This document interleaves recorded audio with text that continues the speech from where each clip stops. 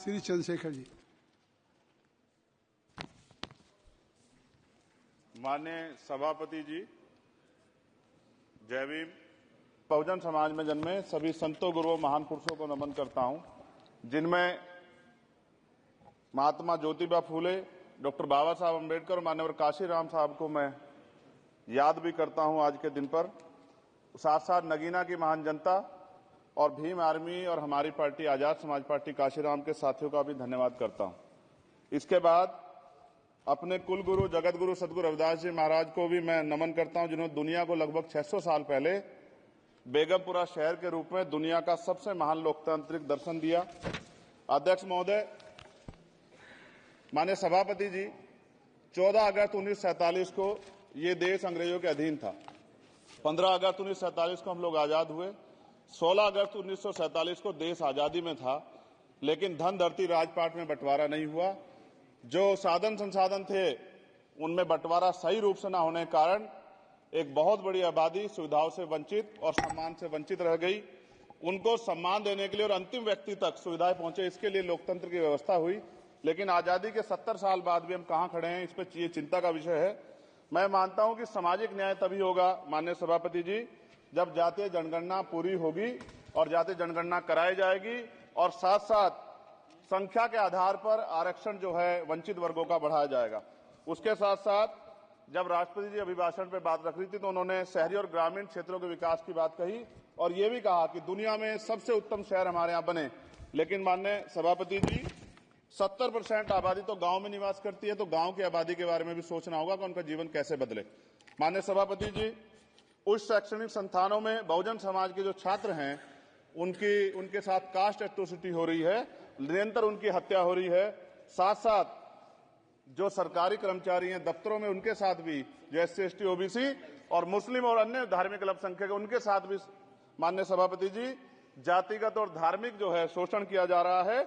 इसलिए मेरी मांग भी है कि पुरानी पेंशन को भी अध्यक्ष जी बहाल किया जाए। जो कर्मचारी देश की सेवा में लगे हैं उनका भी सम्मान होना चाहिए।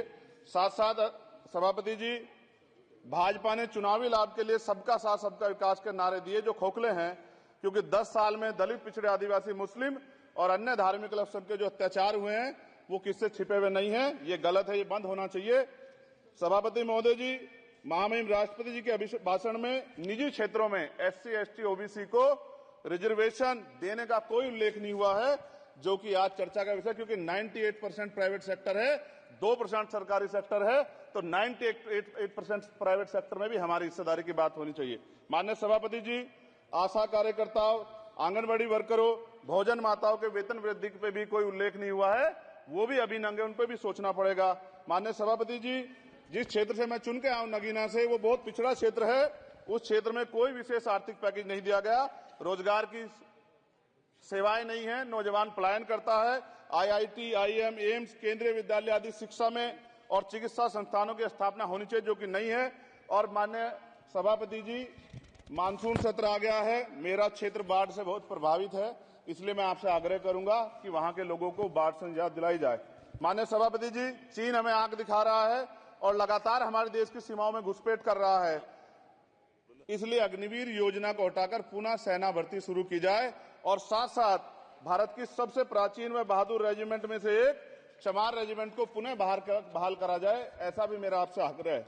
माननीय सभापति जी, पिछले सारे प्रधानमंत्रियों ने मिलकर जितना कर्ज लिया है उससे दुगना कर्ज हमारे वर्तमान के प्रधानमंत्री जी ने लिया है। किसान अगर अपना कर्ज माफ कराने के लिए जाता है तो लाठी झेलनी पड़ती है, जबकि सरकार ने धन्ना सेठों का 15 लाख करोड़ रुपया माफ किया है। इस ओर हमें ध्यान देना पड़ेगा, हमारी आने वाली पीढ़ियों को ये कर्ज चुकाना पड़ेगा। माननीय सभापति महोदय जी, किसानों को MSP की लीगल गारंटी तथा किसानों का कर्ज माफ होना चाहिए। साथ साथ 2 अप्रैल 2018 को SC ST के बच्चों पे बहुत बड़े पैमाने पे मुकदमे लगे थे, वो हमारी लड़ाई सही थी, ये सुप्रीम कोर्ट ने माना और बाद में सरकार ने माना, वो मुकदमे तुरंत वापस होने चाहिए। माननीय सभापति जी, प्रेस जो है उस पे भी शिकंजा कसा जा रहा है, जो पत्रकार सरकार खिलाफ बोलता है नौकरी से हाथ धोना पड़ता है, और सोशल मीडिया हमारा हथियार है, उस पे तरह तरह के प्रतिबंध लगाए जा रहे हैं और विरोध करने वालों को सोशल मीडिया हैंडल भी सस्पेंड करा दिए जा रहे हैं। साथ साथ सभापति जी, पेपर लीक और परीक्षाओं के कैंसिल होने से देश के नौजवानों का भविष्य खतरे में है। नीट, यूपी सिपाही भर्ती सभापति जी और 69,000 शिक्षक भर्ती में आरक्षण घोटाला हुआ है। कोई पूछने वाला नहीं, खून के आंसू रो रहे हैं बच्चे, बेरोजगारी का दंश युवा झेल रहे हैं।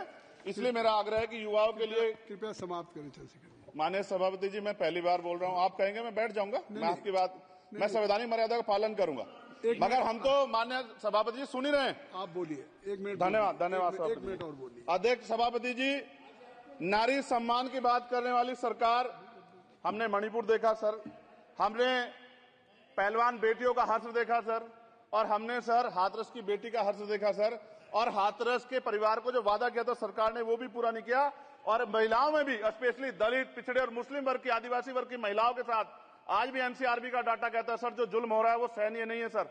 साथ साथ कोविड में तैरती, हमने कोविड में बहुत सुना सर, कोविड में तैरती लाशें भी गंगा में हमने देखी है सर, और मजदूरों का हाल भी हमने देखा है। सभापति जी मैं समाप्त कर रहा हूं। नोटबंदी पे छोटे मजले उद्योग की जो कमर टूटी वो भी हमने देखी है।